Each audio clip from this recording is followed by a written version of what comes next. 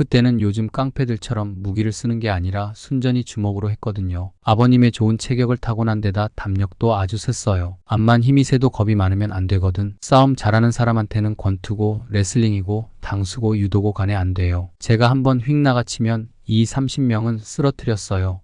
요즘 중국 영화처럼 붕붕 날아다니거든요. 전 한 길 반 되는 높이에 매달린 샌드백을 점프해서 손으로 치듯이 정확하게 발로 한꺼번에 서너 번 찰 수 있는 실력이었어요. 또 휙 뛰어올라 어깨를 짚으면서 태권도 당수하는 것처럼 여러 명을 치고 나갈 수도 있었죠. 그때 주먹 사회에는 그런 기술을 쓰는 사람들이 거의 없었어요. 저는 손보다 발길질이 빨랐죠. 18배 키는 다 컸지, 체중은 25관이지 내 중량과 비슷한 사람이 얼마 없었어요. 나보다 체격이 더 좋은 사람이라도 발길로 차면 주먹으로 치는 것보다 5배 탄력이 있으니까. 예를 들어 30관짜리가 덤비면 25관짜리인 내가 맞받아치면 55관의 파워가 생기니까 다 나가 떨어져요. 날래고 주먹이나 몽둥이로 맞아도 웬만해선 쓰러지지 않아야 돼요. 그렇지만 첫째 담대해야 주먹 세계에서 통해요. 당시에는 극장을 중심으로 요즘 사회에서 말하는 깡패, 즉 주먹 신사들이 있었죠. 극장 중에서 가장 규모가 큰 곳이 바로 우미관 옆에 있는 조선극장과 종로 3정목에 있는 단성사 극장입니다. 구마적과 신마적은 특히 유명한 가다 오야붕들이었죠. 도둑놈 괴수라는 뜻에서 별명이 마적이었는데 구마적 기운이 얼마나 셌냐면 요새 자동차보다 2배는 무거운 옛날 자동차 있죠? 그 차가 펑크가 나면 왼손으로 차를 들고 담배 한 대 피우면서 부하한테 펑크 때우게 할 정도였어요. 손가락으로 잣을 으깨고 동전도 우그러뜨렸으니까요. 육척 장사라 그 사람한테 멱살을 붙잡히면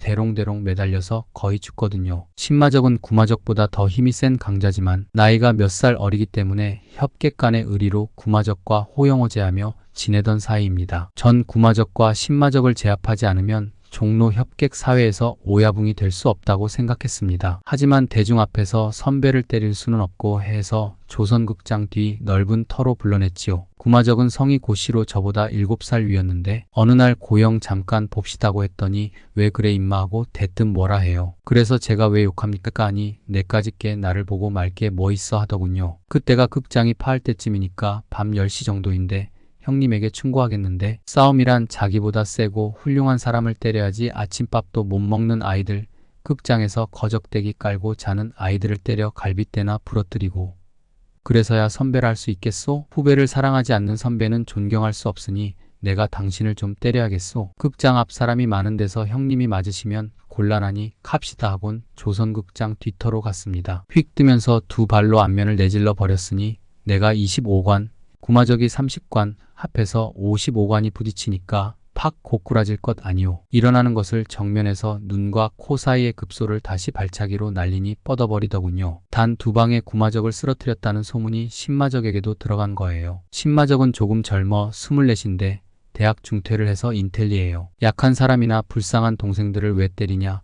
싸움이란 자기보다 센 사람과 해야지 저항하지 않는 사람. 왜 때리냐고 했더니 네가 형한테 그럴 수 있느냐고 하더군요. 엔젤이란 카페에서 문을 닫아 걸고 두들겨 팼지요. 그리고 나서 뭉치와 셔츠도 쓰러뜨렸지요. 그래서 종로에 오야붕이 된 거죠. 그 외에 시금문의 역도 씨름패들과 동대문패, 서대문패 동양극장, 사지골패, 한강장사패 등의 조직이 있었습니다. 역도 잘하는 놈, 철봉 잘하는 놈, 싸움 잘하는 놈, 팍치기 잘하는 놈, 힘이 아주 센 놈 등 그때가 업계 전국 시대였어요. 그놈들과도 많이 겨루었지요. 지금의 국도극장 자리에 황금자란 일본 극장이 있었는데 이곳도 내가 점령했죠. 스카라 극장과 야초 극장, 제일극장도 이렇게 해서 전 서울을 나와바리로 만들고 무적이 됐습니다.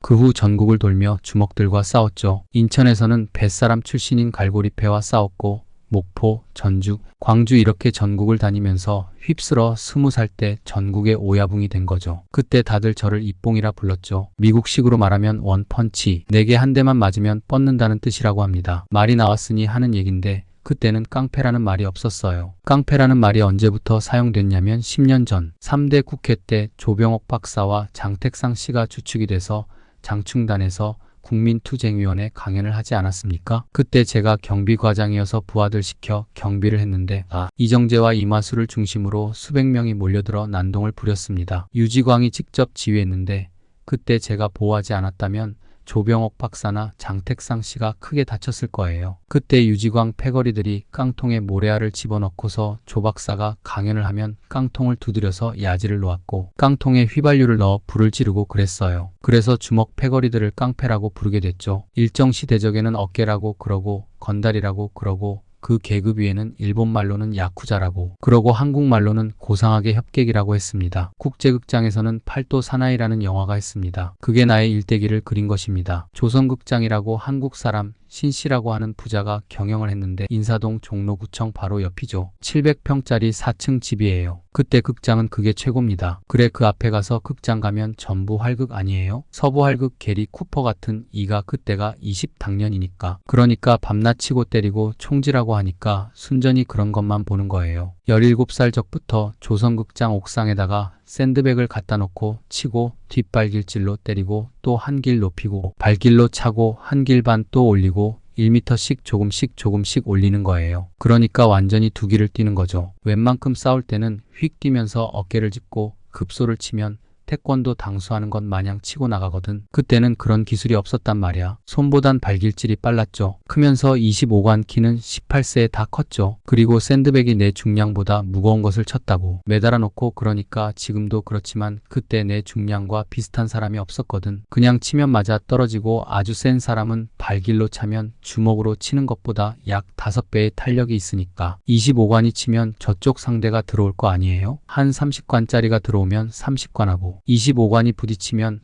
55관의 힘이 생기거든. 그러니까 나가 떨어지는 것이지. 한국지부가 지금의 충무로 1가에서 5가까지를 자기 구역으로 갖고 있었지요. 건축 토건업이 주종이고 공마단, 영화, 흥행, 도박 사업들을 했지요. 일본 시대에는 도박이 합법이었어요. 구역마다 오야붕이 다 다른데 우리랑 제일 먼저 붙은 게 하야시 구미패였죠. 이들의 나와바리 지역과 명동 입구, 지금의 시민극장이에요. 일제 땐 명치좌라 했는데 그 건너편이 아사히 비루 회관.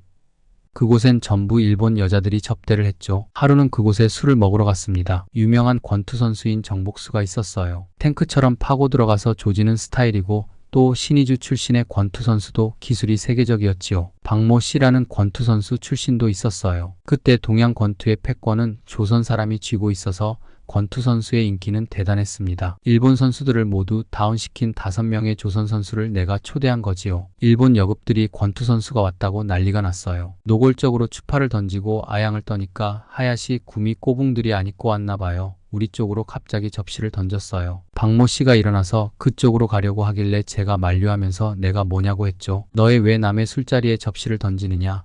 한번 붙어볼까 하니 덤비더군요. 권투하는 사람들은 실전에선 그만큼의 실력이 안 나옵니다. 링에서 글러브 끼고 하는 것과 실전은 다르거든요. 저쪽은 2뺨짜리 단도를 가지고 있는데 일본 야쿠자 특기가 빼들고 찌르는 거예요. 7, 8명이 빙 둘러싸길래 가운데로 쓱 들어갔어요. 요즘 중국 영화에서 보는 그런 식이었지. 아주 재미있습니다. 단도를 들고 빙 둘러쌀 때 가운데로 척 들어가는 것이 기운이 세서 들어가는 게 아니에요. 간덩이가 크지 않으면 안 되죠. 푹 찌르면 죽잖아요. 쓱 들어갈 때 벌써 2명은 공중으로 뜨는 거예요. 뒷발에 한 놈이 뜨고 정면에 한 놈은 바른발에 걸린 거죠. 6명 남았잖아요. 단도 들고 휙 들어오면 옆으로 살짝 비키면서 왼발로 옆구리를 탁 치면 끽 하고 쓰러집니다. 이어서 들어오는 놈은 왼쪽으로 비키면서 오른발로 쳐버리고 몇 번 그러니까 6명이 뻗습니다. 이때 어떻게 알고 순사들이 호루라기 불고 막 올라오더군요. 제가 싸움이 끝난 다음에 들어오라고 서라고 했죠. 칼이 번쩍번쩍 하니까 일본 순사도 그때는 못 들어옵니다. 일본 사람들 보기에도 영화가 아니고 실화니까 멍하니 쳐다만 보고 있었죠. 둘 남았잖아요. 둘은 그냥 먹는 거거든. 일본 사람들은 깨끗해요. 단도를 앞에 탁 갖다 놓고 형님 하는 거예요. 바닥에 엎드려 절을 하죠. 몰라 뵀습니다. 좋다 가라. 적어도 수백 차례 싸운 경험이 없으면 여러 명이 단도를 들이대는 가운데로 과감히 들어가지 못합니다. 기운 세면 뭘 해요. 역도산도 일본의 조그만 사람들한테 칼에 찔려 죽지 않았어요. 칼에는 장사 없거든. 담대해야죠. 그 소문이 일본촌 일대에 났습니다. 칼 잘 쓰는 8명이 덤벼들었는데 종로통에 곰보 딱지, 긴똑강이 일본 여자 10명과 순사들이 보는 자리에서 쓱쓱 치니까 다 나가 떨어졌다고 말이죠. 순사들도 내가 정당하니까 나를 못 잡아갔죠. 그 후 도박판에 갔다가 그 지역 오야붕을 만났어요. 나도 꼬붕이 많으니까 한 달에 500원씩은 나에게 보내라. 그리고 나와바리 침범하지 마라. 피차 피 흘린다고 말했죠. 무슨 소리냐고 하길래 그러면 남자답게 한번 붙자.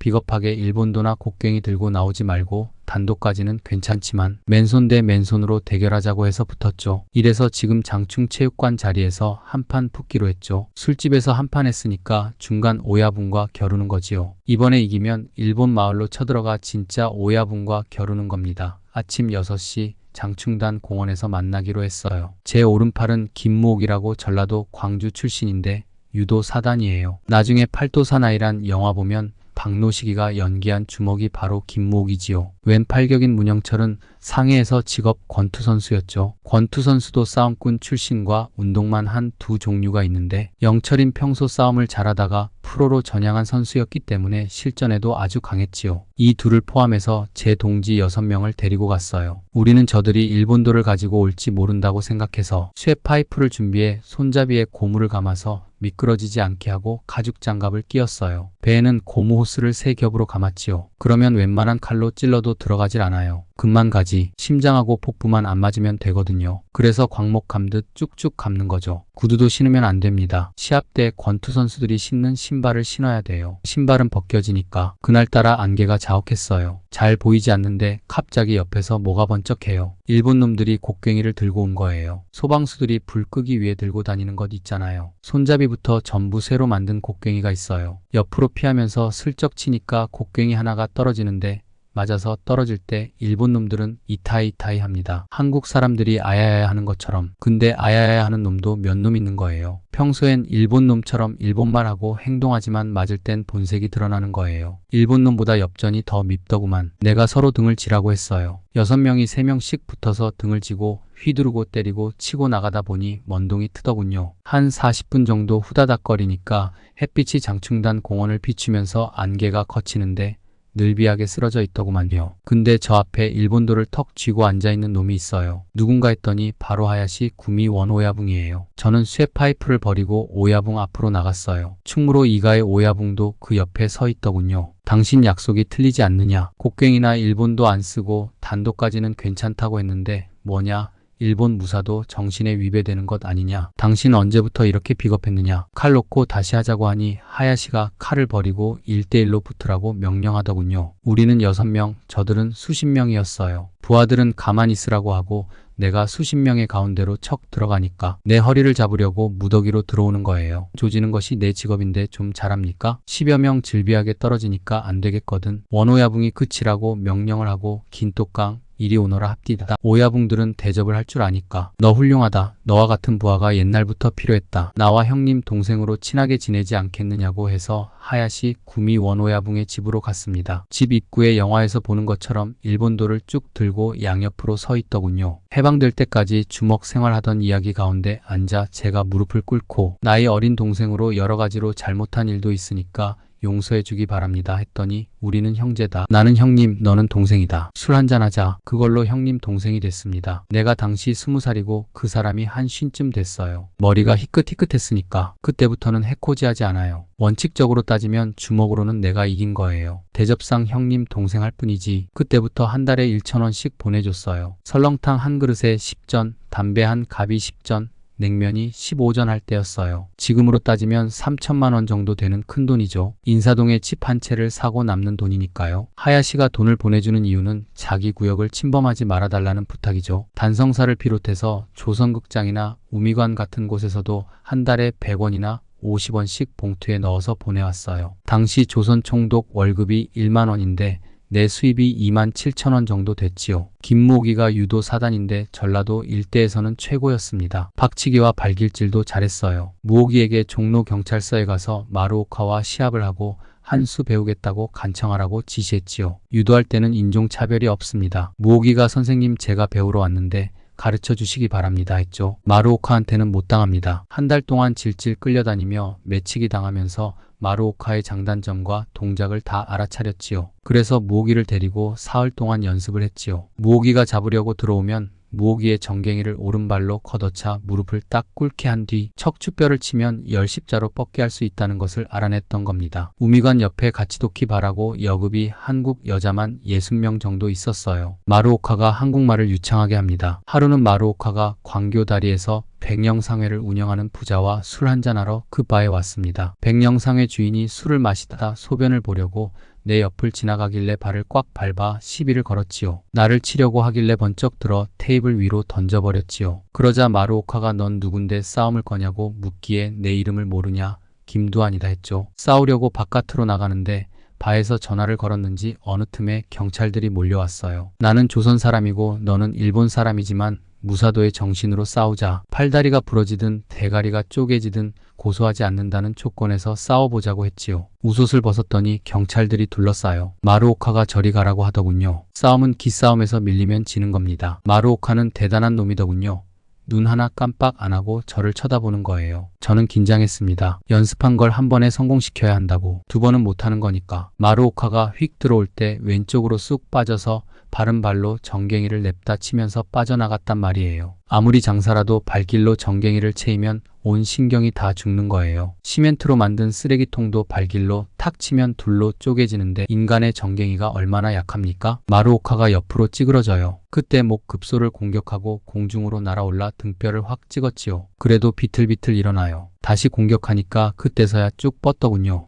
말더듬이 어릴 적에 말을 심하게 더듬었어. 언어장애라고 하지. 거의 반벙어리 수준이었어. 사람들이 놀리더라고. 참을 수 없었지. 아마 그때부터 주먹을 쓴 것 같아. 일종의 복수심이었지. 태권도, 유도, 레슬링, 킥복싱, 합기도 등 온갖 무술도 다 익혔어. 정말 밥 먹는 시간 빼고는 운동했지. 나를 지키려고 말이야. 종로를 제패할 때 남들은 날 타고난 싸움꾼이라 말했지. 근데 지금 생각해보면 싸움꾼이라기보다 독종이었어. 반항심. 초등학교 때 이미 나를 당해낼 사람이 없었어. 두세 살 많은 형들도 내 상대가 안 됐어. 다 한 주먹에 잡아뜨렸거든. 그런데도 내 반항심은 끝이 없었어. 선생님 때문이었지. 선생님은 내가 잘못할 때마다 벌로 책 읽기를 시켰어. 더듬더듬 책을 읽는데 얼마나 부끄럽겠어. 그때 느낀 수치심과 모욕감이란. 난 더 삐뚤어지기 시작했지. 그래서인지 밖에만 나가면 싸워댔어. 충남짱. 요즘 애들 흔히 짱이라는 말 쓰지? 중학교 때 이미 충남 지역을 제패했어. 일종의 주먹짱이었지. 서산은 물론 천안, 온양, 예천,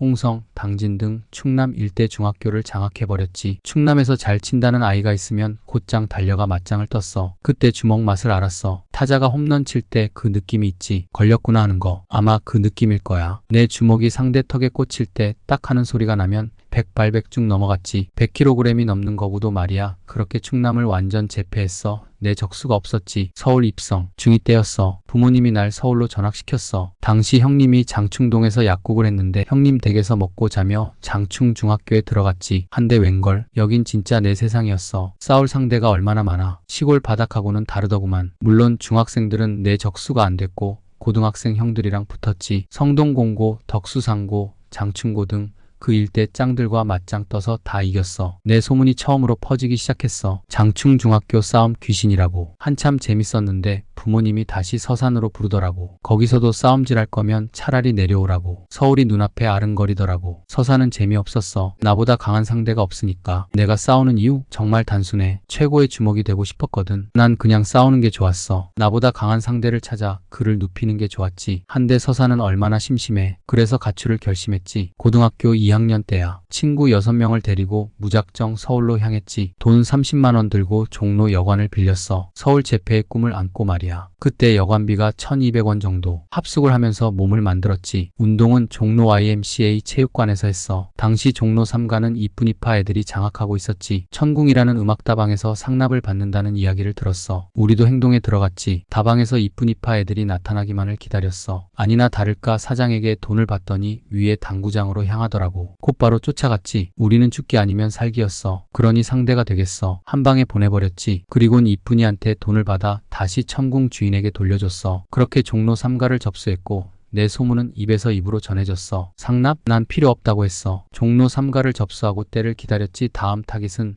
종각 종로 1, 2가는 돼지파 구역이었지. 당시 돼지파는 종각에 있는 파노라마 나이트를 관리하고 있었는데 규모가 꽤 컸어. 한데 돼지파는 예상외로 싱겁게 접수됐어. 우연히 혼자서 돼지파와 마주쳤고 그쪽에서 내게 먼저 시비를 걸더군. 날 얕잡아 본 거지. 하지만 싸움은 상대가 10명이든 20명이든 상관없어. 우두머리급 두세 명만 눕히면 그걸로 끝이야. 보스가 꺾이면 밑에 부하들은 오합지졸이 되지. 그렇게 종각을 접수했어. 내 나이 20살 때 말이지. 사람들이 나를 김두한이라고 하더군. 웬 김두한? 김두한 그는 어린 나이에 맨주먹으로 전국을 장악했다고 말이야. 나랑 비교가 안 될 만큼 뛰어난 사람이야. 그리고 또 하나. 오직 맨주먹으로 싸웠기 때문이지. 난 절대 연장을 안 써. 아우들에게도 연장을 못 쓰게 했지. 난 내 주먹이 사시미 칼보다 더 세다고 믿는 사람이야. 그리고 그게 진정한 싸움꾼이지. 건달 말이야. 대신 전쟁이 시작되면 폭대는 차지. 가죽 폭대. 칼 맞고 죽으면 안 되잖아. 팔이나 다리는 상관없지만 당시 무교동은 특별히 관리하는 애들이 없었어. 질 안 좋은 양아치들이 여기저기서 돈을 뜯고 다녔지. 종로를 완전히 접수한 우리는 무교동을 정리했어. 무교동을 장악하니 식구들이 4, 50명 정도로 늘었어. 그리고 명동 접수에 들어갔어. 당시 명동은 신상사, 양은이파, 조양은, 서방파, 김태촌 정도 있었는데 신상사는 사보이 호텔 테러로 거의 지는 별과 다름없었지. 한편 양은이파는 조양은 선배가 구속돼 잠시 조용한 상태였어. 서방파 김태촌 선배와는 원래 친해 우리에게 우호적이었어. 그래서 우리가 명동에 들어가기도 쉬웠지. 그렇게 안토니파는 명동까지 일부 접수하며 세를 확장시켰어. 그런데 왜 안토니파냐고? 그건 이상하게 지어진 거야. 당시 성 뒤에다 돈을 붙여서 부르는 게 유행이었어. 돈이 많다고 말이지. 예를 들어 김돈, 팍돈 그런 식으로. 나보고는 안돈이라고 하더라. 그러다 영화 대부가 나왔어. 거기 나오는 마피아 이름 대부분이 안토니오잖아. 어느새 안돈이 안토니로 바뀌어 있더군. 우습지? 거창한 이유는 하나도 없어. 그냥 사람들이 나를 안토니라고 불렀고 그렇게 안토니파가 된 거야. 그렇게 승승장구했지. 마침 강남붐이 일었고 우리도 강남으로 진출했어. 당시 강남에는 남서울 호텔, 리버사이드, 팔레스, 호텔, 삼정호텔 등 4개가 있었는데 내가 팔레스 호텔을 장악했지. 남서울과 리버사이드는 호남 쪽 식구들이 장악했고 식구도 200명 이상으로 불어났어. 친구 6명과 서울로 올라온 게 엊그제 같은데 어느새 안토니파가 전국구 조직으로 변해 있더군. 주먹들의 세계는 단순해. 패자는 말없이 물러난다. 바로 그거야. 장악을 했다는 것은 쉽게 말하면 세력 다툼을 해서 주먹 강한 사람이 그 지역을 갖는 거야. 그렇게 세력을 확장하는 거야. 물론 세력이 커질수록 견제도 많이 받아. 아마 전국 조폭 보스 중 대부분은 불법 총기 가지고 있을 거야. 테러에 대비하려고. 나도 항상 총을 머리맡에 대고 잠들었으니까. 물론 경찰서에 신고하고 다 반납했어. 한 번은 야쿠자랑 붙은 적이 있어. 아마 대한민국 건달 중에 야쿠자와 맞짱 뜬 사람은 나밖에 없지. 아는 마담의 소개로 야쿠자인 야마구치 구미 식구들을 만난 적이 있어. 안토니파가 잘 나갔으니 우리를 이용해 한국에서 사업을 하려는 목적이었지. 무슨 사업? 마약을 국내에 풀자는 거야. 미쳤어? 마약을 풀게. 난 단 한 번도 뽕에 손댄 적이 없어. 남들은 나를 건달이라고 하겠지만 그래도 나는 이 세계에서 정도를 걸었어. 그래서 단호히 거절했지. 건방지다고 내게 시비를 거는 거야. 그래서 아주 아작을 내줬지. 그리고 시비 건 놈 손가락을 잘라버렸어. 다른 야쿠자가 보는 앞에서. 한데 되려 야쿠자들이 이 안상민의 강한 기백에 매료된 거야. 천년에 한 번 나올까 말까 한 제대로 된 주먹이라고 높이 평가했지. 정말 밤의 황제였어. 당시 내 자동차가 3대였지. 1호차가 GM 올즈모빌 방탄차였어. 우리나라에 방탄차 탄 사람은 대통령하고 나 이렇게 둘 뿐이었거든. 2호차가 벤츠 500, 3호차가 푸조였어. 조직이 커지니 정치권에서도 손을 뻗더라. 그렇게 형님 아우 하면서 연결될 때도 있어. 그때 사회면에 대문짝만하게 나왔어. 방탄차 탄 조직 보스 구속이라고. 내게 붙여진 죄목만 해도 9가지 더군. 살인교사, 특수강도, 마약, 외환관리법 위반, 폭력교사, 총포, 도검류, 화약법 위반. 재판날 검사에게 말했지. 이보시오. 이왕 하는 거 한 가지 더 추가해 10가지 채우시오.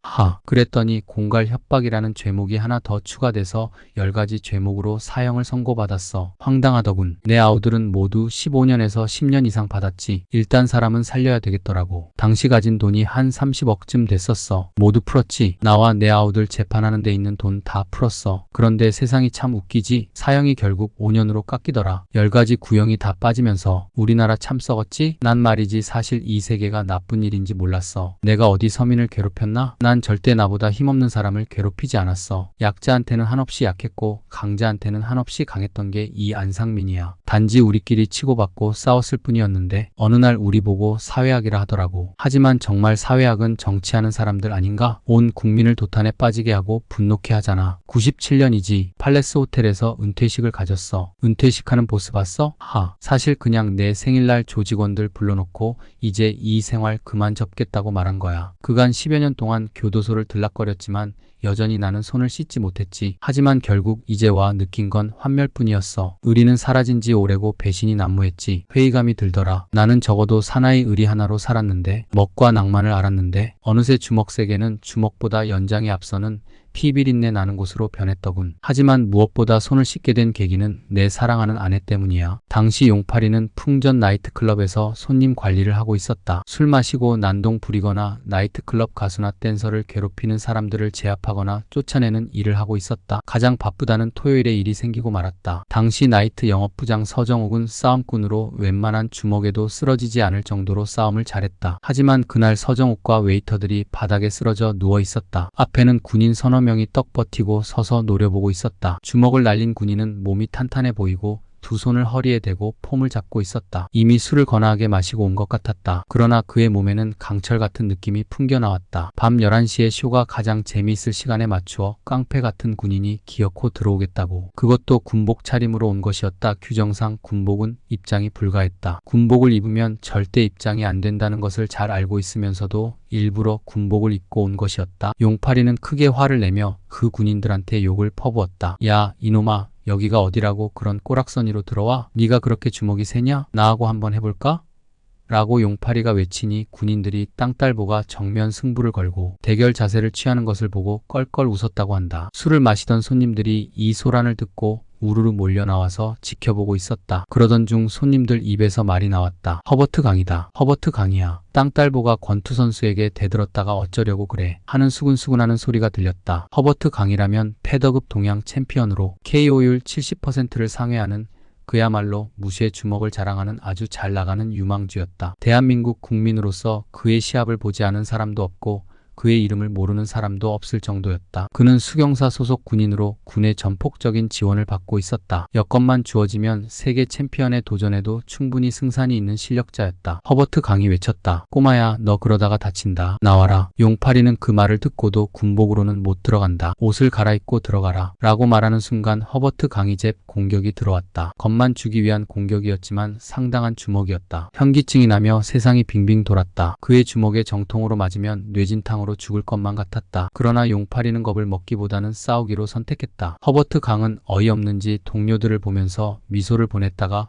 왼손 스트레이트를 내뻗었다. 제법 체중이 실린 펀치였다. 웬만한 사람이 그 정도의 펀치에 맞았다면 뻗고 말 것이다. 용팔이는 살짝 몸을 낮추어 주먹을 피했고 허버트 강은 조그만 녀석이 만만치 않다는 것을 감지하고는 재빨리 오른손 훅으로 복부를 공격했다. 보통 사람이라면 그런 주먹을 피할 수 없었을 것이다. 그러나 용팔이는 그의 오른손을 왼손으로 막아내면서 허버트 강이 턱을 오른손 바닥으로 슬쩍 밀어버렸다. 허버트 강이 넘어질 듯 뒷걸음을 쳤다. 그의 얼굴에는 당황스러움이 역력했다. 허버트 강이 약이 올라서 얼굴이 벌개지며 마치 시합을 하듯 스텝을 밟으면서 내리 원투 스트레이트를 뽑아댔다. 그의 주먹이 도끼 어린 뱀 대가리처럼 용팔이의 안면을 노리고 쏟아졌다. 주먹 바람 소리가 슉슉 불었다. 한 대 맞으면 그대로 황천으로 직행할 것 같았다. 용팔이는 무아의 경지에서 민첩하게 주먹을 피하다가 허버트 강이 오른손이 귀를 스치는 순간 달려들며 수도로 목을 쳐버렸다. 퍽 하는 소리와 함께 허버트 강은 길바닥으로 나가 떨어지고 말았다. 구경꾼들도 환호성을 지르기 시작했다. 허버트 강은 재빨리 몸을 일으켰고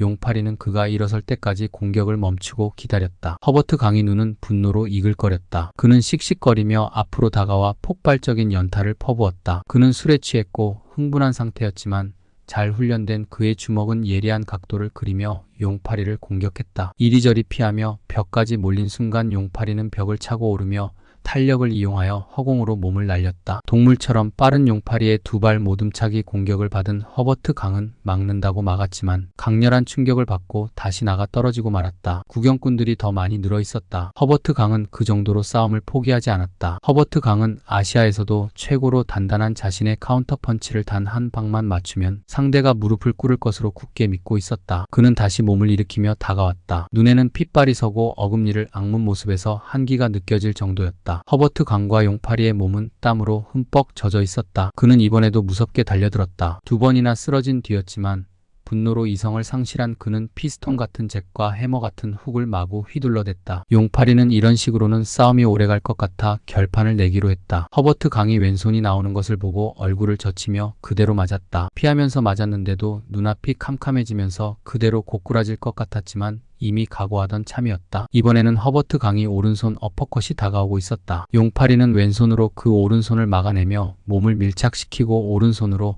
재빨리 허버트 강이 허리띠를 붙들었다. 허버트 강은 용팔이가 주먹을 피하기 위해 클린치에 오는 것으로 알고 있었다. 그러나 그것이 아니었다. 기회였다. 용팔이의 왼손도 그의 허리띠를 잡은 순간 허버트 강의 몸이 허공으로 날아올랐다. 아무도 생각지 못한 공격이었다. 용팔이 뒤로 몸을 눕히면서 뒤집기를 해버린 것이다. 공중으로 2m 정도 붕 날아오른 허버트 강의 몸이 떨어지는 순간 꽝 하는 소리와 함께 다시 일어나지 못했다. 용팔이는 화가 나 네가 주먹이 세면 얼마나 세냐? 주먹을 믿고 우리 업소에 들어오려고 그랬냐? 꺼져라 하고 쓰러져 있는 허버트 강을 공격하려고 하자 군인들이 말리더니 허버트 강을 부축해서 가버렸다. 매점 아주머니가 용팔이에게 수고했다고 팥가스를 주었다. 하지만 이번 일로 인해 용팔이는 헌병들에 의해 끌려가게 된다. 헌병 2명이 다가와 용팔이의 손에 수갑을 걸고 양옆에서 팔을 붙들었다. 치프차에 타기 전에 워커발이 용팔이의 조인트를 내리찍었다. 정강이 뼈가 부러졌는지 숨을 쉴 수 없을 정도로 아팠다. 세상에 이렇게 아플 수가. 치프는 어느 한 건물로 들어갔다. 차에서 내리자 계속해서 워커발이 정강이, 허벅지, 배 그리고 등을 찍어댔다. 서둘러 걷지 않으면 매 맞아 죽는다는 생각에 허겁지겁 건물 안으로 들어섰다. 몽둥이로 어깨를 맞고 조인트도 계속 맞았다. 쉴 틈 없이 계속 맞았다. 맞아 죽기 전에 싸운 이야기를 해야 하는데 방법이 없었다.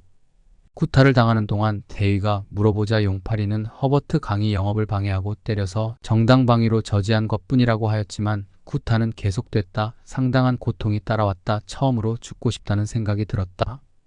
대위가 고향을 물어보자 용팔이는 전라남도 순천이라고 답했다. 그러자 대위는 더 무자비하게 폭행을 했다. 내 고향이 마음에 안 들었던 것 같았다. 졸도할 때까지 맞았다. 그때의 고통은 뼈속까지 아직 남아있는 것 같다. 전라도라는 단어를 사용하면서 오히려 더 많이 때렸지만 기억이 제대로 나지 않았다. 살면서 이렇게 아픈 매가 있는지 처음 알았다. 고통이 빨리 없어지고 얼른 죽었으면 좋겠다는 생각도 했었다. 대위는 허버트 강이 혼자가 아닌 여럿에게 맞고 쓰러진 줄 알고 있었다. 용팔이가 작은 키의 꼬맹이처럼 보여서 계속 거짓말을 하는 줄 알고 폭행은 계속됐다. 나중에 수사관이 와서 있는 사실을 그대로 말했다. 못 믿는 눈치였지만 사실을 말하기 시작했다. 몰매를 때린 것이 아니고 허버트 강이 군복을 입고 입장할 수 없는 우리 업소에 들어오겠다고 고집부리면서 풍전 나이트 영업부장과 웨이터를 폭행했고 나까지 때려 제가 나서서 1대1로 싸운 것뿐입니다. 정 못 믿으시겠다면 웨이터들과 허버트 강과 같이 있었던 군인들에게 물어보십시오. 라고 외쳤다. 차라리 싸우게 해달라고 눈앞에서 증명을 하겠다며 크게 외치니 점점 믿기 시작하는 것 같았고 내 이야기를 정확하게 말했다. 나중에 수사관은 용팔이가 키는 작지만 역도 선수로 학생선수권 대회에서 금메달을 딴 사실도 알게 되었고 통뼈의 튼튼한 몸을 보자 믿게 되었다. 그리고 겨우 수사관은 용팔이를 풀어준다. 퇴계로에 내려줘서 터벅터벅 나이트를 향해 걸어가게 된다. 당시 용팔이의 바지는 조각조각으로 찢어졌고 셔츠의 단추도 모두 뜯어진 상태였다. 나이트클럽 직원들이 한 명도 퇴근하지 않고 용팔이를 기다려 주었다. 이렇게 용팔이와 허버트 강의 이야기는 마무리되었다.